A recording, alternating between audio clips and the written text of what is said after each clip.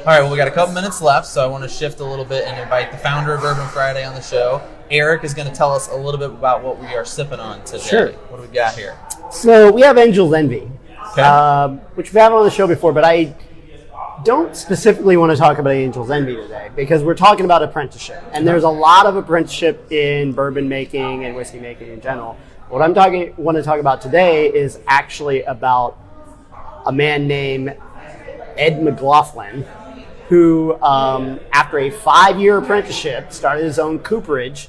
Cooperage is barrel making or barrel fixing in Glasgow, Scotland in the 60s. So after being there, because, Scotch is there, and after being there for a while, he felt like he needed to move it closer to the source of the actual barrels. Every bottle of bourbon has to come from new oak barrels, so those barrels go over to Scotland, so they have to be reproduced. So after this apprenticeship, he moved there. Well, that was in the 90s, and what happened a little bit after that? Well, that was the Bourbon Boom.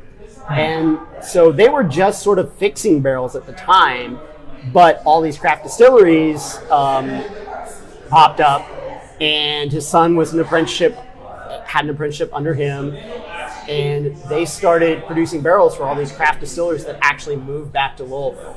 So then their business has now shifted to where last year they had an interview and they said that they could produce 10 times the number of barrels and still not be able to fill all their orders.